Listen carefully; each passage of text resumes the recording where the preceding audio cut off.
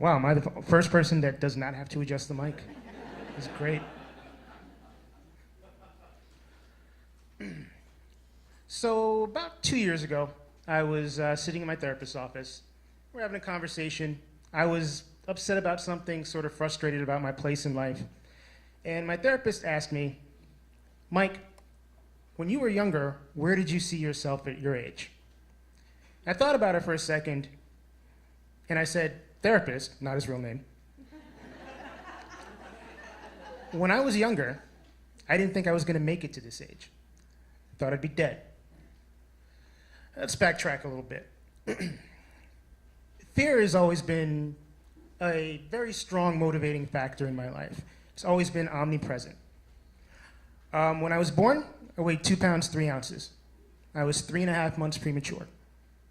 I was afraid of needles for most of my childhood, even after being pretty much hooked up to tubes and outfitted with needles, for years. That was the first thing that I remember very strongly fearing. The second thing, or second entity that I remember fearing in a very profound fashion was my parents. I was initially raised by my grandparents, and at the age of 8, I went to live with my mom and my dad in Michigan. Shortly after I moved up there, the beating started. I would get hit with a belt, once at least for every year that I was alive. So when I was 9, if I got in trouble, I got hit 9 times, at least. And if I flinched, I got hit additional times. Things I would get beaten for were pretty trivial. I was a big music fan. If I made a list of my favorite songs and my dad found it, I would get beaten. If I drew pictures of my favorite singer, Michael Jackson, and hid them in my notebook, and they found him, I would get beaten. That nightmare lasted for about 3 years, and thankfully I was returned to New York in the care of my grandparents, but the fear continued. As I became a teenager, I became cognizant of several things. One was that I was living in a pretty high crime neighborhood, and the threat of death lingered in the air. I wondered if I would get beaten or shot to death. I was held up at gunpoint for the first time when I was 11 years old. Also, I was dealing with some strange internal feelings. I grew up in a very conservative Caribbean American environment, very masculine, very traditional. And there was something in me that made me feel like I wasn't like other guys exactly. And those feelings scared the crap out of me. And I knew that if I lived the life that I wanted to live, or I thought that if I lived the life that I wanted to live, not only would I ostracize and disappoint my family, but I would end up with AIDS. This was a time when AIDS hysteria was full-blown, and in New York City, it was very likely that if you were a sexually active, queer man in New York, you would die from AIDS. Didn't even bother to go to the doctor and get myself checked out. I convinced myself that I had AIDS. On top of all that, I suffered from depression. I didn't know what depression was at that point, but I knew something was off there as well. Of course, being that I grew up in a conservative environment and a conservative Caribbean American environment, whenever something came up that I felt a little weird about and talked to my folks, they were like, well, you make sure you don't go out there and tell your problems to no white people. So over the years, this continued, and ultimately, it led to me being involuntarily admitted into a psychiatric hospital. I don't know if any of you out there have ever lost your freedom before, but that's some fucked up shit. I was scared to death. Throughout my time in the hospital, I thought about, well, obviously I thought about the loss of my freedom, but I also thought about people finding out that I'd had this experience.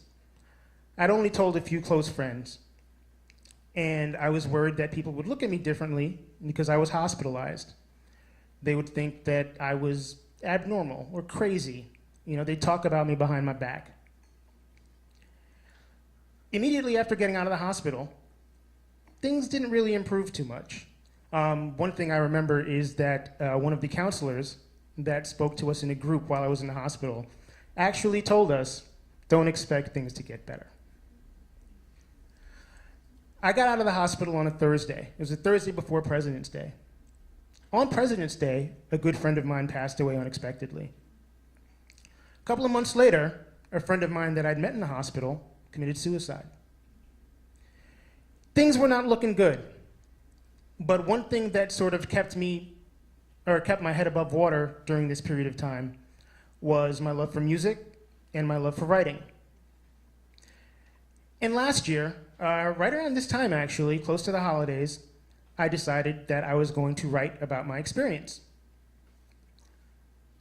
I have a blog, and my intention was to write and post it on January 13th, 2016, which would have been the 3rd anniversary of my hospitalization. January 13th came. I had a draft written. I got up, I ran, I took a shower, ate breakfast, and then I sat in front of my computer. I played around with the publish button for about 5 minutes. Maybe I shouldn't publish it. Maybe I should publish it and just leave it on the blog, and maybe nobody will read it if I don't tell anybody that it's there. After thinking about it some more, said forget it. I hit publish, put on my jacket, went to work. Work that day happened to be in a Midtown studio. I was working with Questlove from The Roots.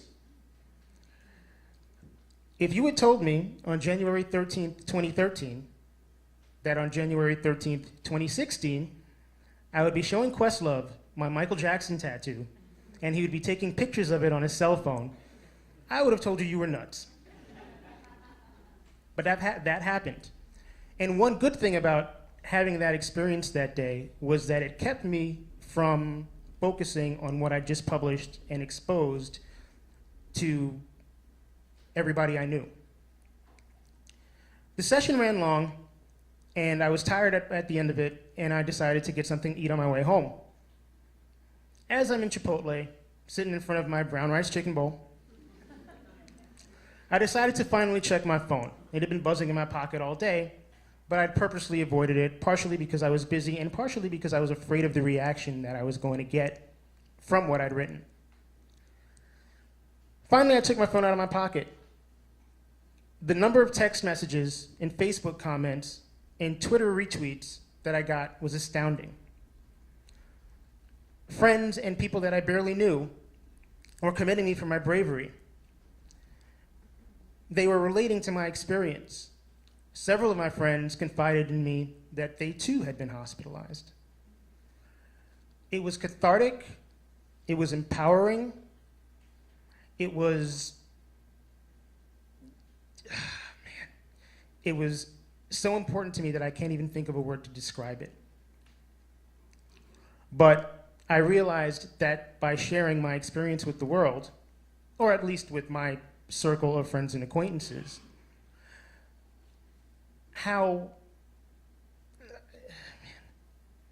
just how important it was to be able to be open and be public with that information.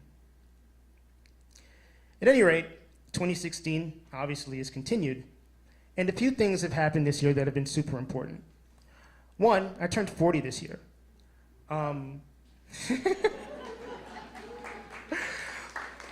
Thanks. Older than I thought I would ever be. Second thing that happened this year is that I took an AIDS test for the first time in my life. Came back negative.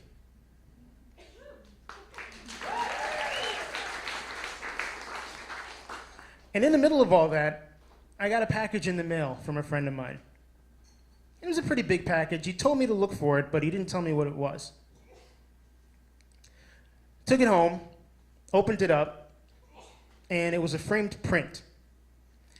And that framed print sits on my wall above my TV, so that when I sit on my couch, it's the first thing I see. And that print says, "Fuck fear." Thank you.